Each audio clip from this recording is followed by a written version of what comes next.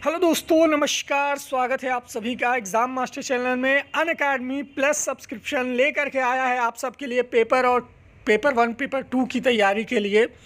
हिंदी और इंग्लिश दोनों courses plus पर आप पा सकते हैं। इसमें आपको अनलिमिटेड कोर्सेज मिलेंगे इंडिया के टॉप एजुकेटर से सीटेट और स्टेट लेवल टेट की तैयारी के लिए।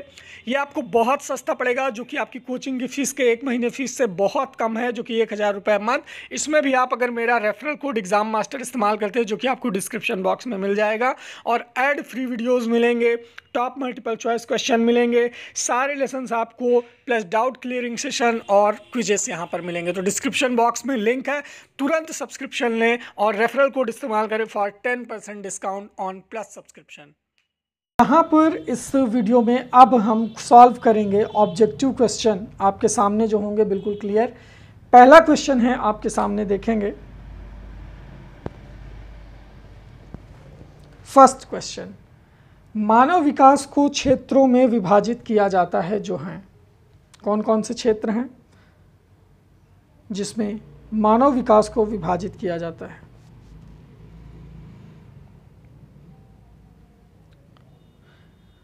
पहला क्वेश्चन है आपकी स्क्रीन पर, चारों विकल्प है सामने। मानव विकास को क्षेत्रों में विभाजित किया जाता है, जो हैं शारीरिक, आध्यात्मिक, संज्ञानात्मक और सामाजिक। तो पहले का जो सही जवाब होगा वो होगा, पहला है मनोवैज्ञानिक क्षेत्र, संज्ञानात्मक क्षेत्र, संवेगात्मक क्षेत्र और शारीरिक क्षेत्र। तो यहाँ पर चौथा विकल्प सही होगा क्वेश्चन नंबर 1 का। क्वेश्चन नंबर 2 है आपकी स्क्रीन पर, रॉस ने मानव विकास को बांटा है। कितने भागों में बांटा है रॉस ने? 2 भागों में, 4 भागों में, 6 भागों में या फिर 10 भागों में। क्वेश्चन नंबर 2, रॉस ने मानव विकास को कितने भागों में बांटा है? सही जवाब होगा 4 भागों में बांटा है। ये 4 भाग कौन कौन से हैं? यही नंबर 1, नंबर 2, नंबर 3 और नंबर 4, यानी मनोवैज्ञानिक, संज्ञानात्मक, संवेगात्मक और शारीरिक। ये टोटल 4 भाग हैं जिनमें रॉस ने मानव विकास को बांटा है। ठीक है। क्वेश्चन नंबर 3 है आपकी स्क्रीन पर, देखें एकदम क्लियर। शिक्षा की दृष्टि से मानव विकास का निम्न पक्ष सबसे अधिक महत्वपूर्ण है। कौन सा पक्ष महत्वपूर्ण है? शारीरिक, मानसिक, सामाजिक, संवेगात्मक। शिक्षा की दृष्टि से, एजुकेशन की दृष्टि से कौन सा पक्ष सबसे ज़्यादा महत्वपूर्ण माना गया है? तो मानसिक पक्ष। एजुकेशन की दृष्टि से विकास का जो मानसिक पक्ष है, ये सबसे ज़्यादा महत्वपूर्ण माना गया है। दूसरा ऑप्शन बिल्कुल सही होगा। क्वेश्चन नंबर 4, अवधारणाओं का विकास मुख्य रूप से किसका हिस्सा है? बौद्धिक विकास का, शारीरिक विकास का, सामाजिक विकास का या संवेगात्मक विकास का? क्वेश्चन नंबर 4, तो जो अवधारणाओं का विकास है दोस्तों, ये मुख्य रूप से बौद्धिक विकास का हिस्सा माना जाता है। पहला ऑप्शन यहाँ पर करेक्ट होगा, बौद्धिक विकास। क्वेश्चन नंबर 5 देखेंगे आप अपनी स्क्रीन पर, बच्चों के संज्ञानात्मक विकास को सबसे अच्छे तरीके से कहाँ परिभाषित किया जा सकता है? संज्ञानात्मक विकास यानी कॉग्निटिव डेवलपमेंट को सबसे अच्छे तरीके से आप कहाँ परिभाषित कर सकते हैं? खेल के मैदान में, विद्यालय एवं कक्षा में, ऑडिटोरियम में या गृह में? क्वेश्चन नंबर 5 सही जवाब होगा विद्यालय और कक्षा में हम बच्चे के संज्ञानात्मक विकास को अच्छे से डिफाइन कर सकते हैं। दूसरा विकल्प यहाँ पर सही होगा। क्वेश्चन नंबर 6 की तरफ आते हैं। 6वां प्रश्न आपकी स्क्रीन पर, ये लीजिए। लॉरेंस कोहलबर्ग विकास के किस क्षेत्र में शोध के लिए जाने जाते हैं? लॉरेंस कोहलबर्ग, संज्ञानात्मक तो जिन पियाजे हैं, शारीरिक, गामक या नैतिक बचता है। अब 3 में से बताइए। 6वां सही जवाब होगा नैतिक विकास। कोहलबर्ग का नैतिक विकास, जो कि मैंने आपको कल की थियरी में पढ़ाया था, ये आपने पढ़ा होगा, नैतिक विकास ऑफ कोहलबर्ग, है ना, मोरल डेवलपमेंट। एंडोक्राइन ग्लैंड के विकास से क्या होता है? क्वेश्चन नंबर 7, एंडोक्राइन ग्लैंड के विकास से क्या होता है? शारीरिक विकास होता है, मांसपेशीय विकास होता है, संवेगात्मक विकास होता है, या उपर्युक्त सभी all of the above. Question number 7, 7वां प्रश्न है आपकी स्क्रीन पर। सही जवाब होगा शारीरिक विकास होता है। देखिए, एंडोक्राइन ग्लैंड के डेवलपमेंट से शारीरिक विकास होता है। क्वेश्चन नंबर 7 के बाद 8वां प्रश्न है आपकी स्क्रीन पर। शारीरिक विकास का आधार क्या है? क्वेश्चन नंबर 8, नैतिक विकास, सामाजिक विकास, भाषा विकास या मानसिक विकास। क्वेश्चन नंबर 8, शारीरिक विकास का क्या आधार है? 8वां प्रश्न, फिजिकल डेवलपमेंट। 8वां प्रश्न, सही जवाब होगा मानसिक विकास। ये शारीरिक विकास का आधार माना जाता है। ठीक है, चलिए क्वेश्चन नंबर 9 की तरफ आते हैं। आपकी स्क्रीन पर बिल्कुल क्लियर जूम इन कर देता हूँ, एक सेकेंड हो जा। क्वेश्चन नंबर 9, मानसिक विकास का पहलू नहीं है। कौन सा नहीं है मानसिक विकास का पहलू? संप्रत्यय निर्माण, कॉन्सेप्ट मेकिंग, संवेदना व प्रत्यक्षीकरण, स्मरण शक्ति या नागरिक गुणों का विकास। तो दोस्तों यहाँ पर नागरिक गुणों का विकास जो है ये मानसिक विकास का पहलू नहीं है। चौथा ऑप्शन यहाँ पर सही होगा, 4th ऑप्शन। भाई मानसिक विकास, मेंटल डेवलपमेंट, मेंटल डेवलपमेंट, इसका पहलू संप्रत्यय निर्माण है, कॉन्सेप्ट मेकिंग आपके अगर मस्तिष्क में है तो भाई हाँ आपका मानसिक, संवेदना प्रत्यक्षीकरण भी है, मेमोरी स्मृति शक्ति भी है, लेकिन नागरिक गुणों का विकास ये मानसिक विकास का पहलू नहीं होता। ठीक है, चलिए अगला क्वेश्चन आता है आपकी स्क्रीन पर, very clear. Question number 10, just 1 second wait. 10वां क्वेश्चन है आपकी स्क्रीन पर। ओके,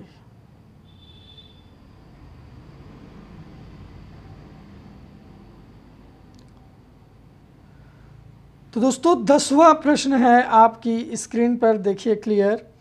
निम्नलिखित में से कौन से विकास का छोटे बच्चों में मानसिक और संज्ञानात्मक विकास में सर्वाधिक मददगार होता है? बताइए कौन सा विकास है जो छोटे बच्चों में मानसिक और संज्ञानात्मक, मेंटल और कॉग्निटिव डेवलपमेंट में सबसे ज़्यादा मदद करता है?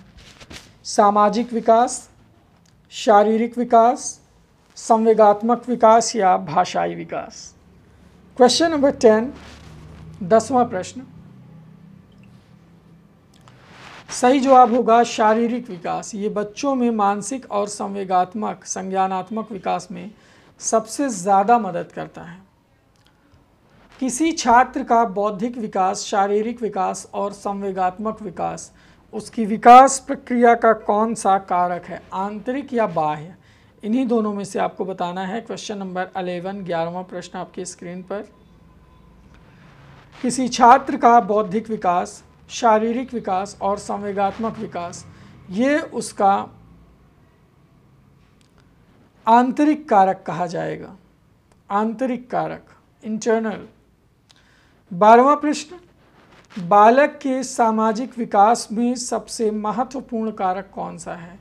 जाति भेद, आनुवंशिकता, वातावरण। तो यहाँ पर चौथा विकल्प देखिए, आनुवंशिकता और वातावरण दोनों की अंतःक्रिया, ये बालक के सामाजिक विकास में सबसे ज़्यादा महत्वपूर्ण कारक माना जाता है, चौथा विकल्प।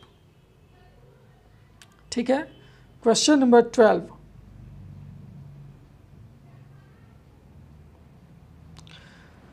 क्वेश्चन नंबर 13 की तरफ आते हैं आपकी स्क्रीन पर, वेरी क्लियर। क्वेश्चन नंबर 13, 13वां प्रश्न।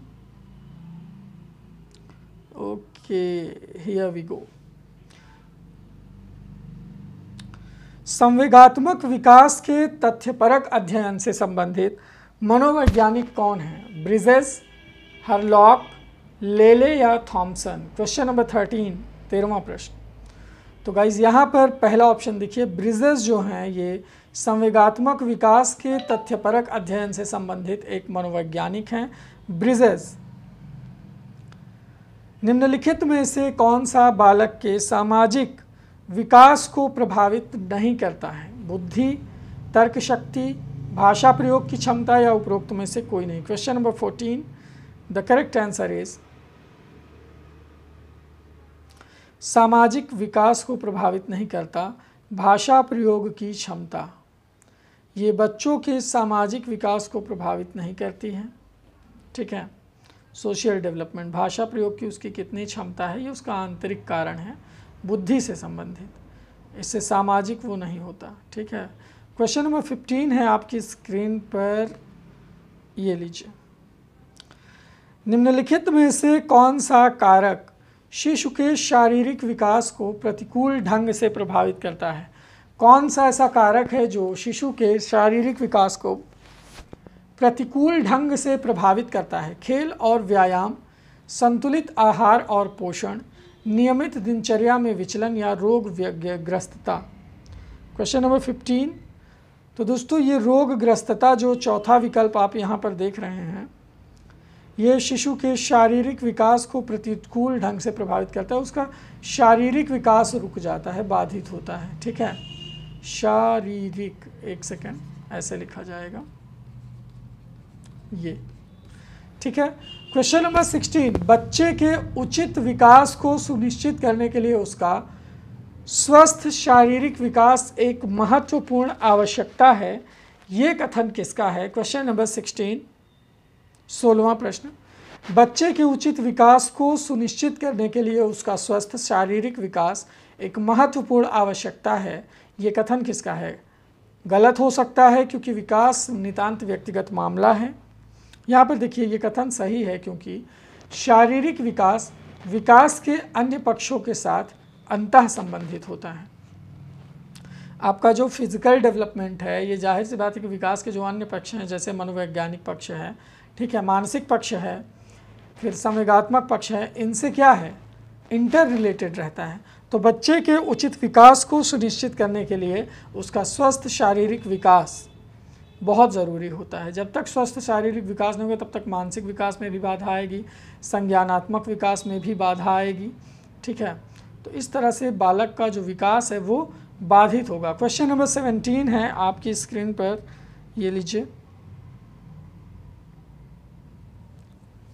12 वर्ष की आयु के बीच यहाँ पर खाली स्थान है की अपेक्षा फिर खाली स्थान की लंबाई एवं मांसपेशियों में तेजी से वृद्धि होती है।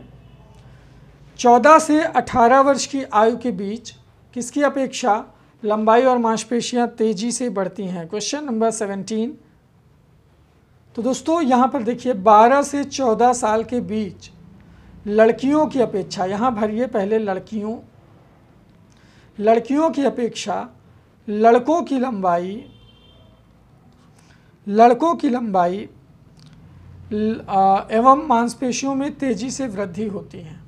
और फिर 14 से 18 वर्ष की आयु के बीच लड़कों की अपेक्षा लड़कियों की मांसपेशियां तेजी से बढ़ती हैं। यानी 12 से 14 में लड़कों की तेज रहता है, और यहाँ पर देखिए दूसरा विकल्प सही होगा, सेकंड ऑप्शन। और 14 से 18 के बीच लड़कियों का विकास जो है वो तेज़ी से होता है। कौन सी पाठ्यचर्या सर्वाधिक उपयुक्त होगी? क्वेश्चन नंबर 18, 18वां प्रश्न आपकी स्क्रीन पर। बालक के शारीरिक व मानसिक विकास के अंतर संबंधों के अनुकूलन, देश की सभ्यता संस्कृति के अनुकूल, बालक के शारीरिक और सामाजिक विकास के अंतर संबंधों के अनुकूल। क्वेश्चन नंबर 18 का पहला ऑप्शन, बालक के शारीरिक व मानसिक विकास के अंतर संबंध के अनुकूल ऐसी पाठ्यचर्या सबसे ज़्यादा उपयुक्त मानी जाएगी। क्वेश्चन नंबर 18 के बाद क्वेश्चन नंबर 19, 19वां और 20वां प्रश्न होगा, आखिरी प्रश्न होगा आपकी स्क्रीन पर।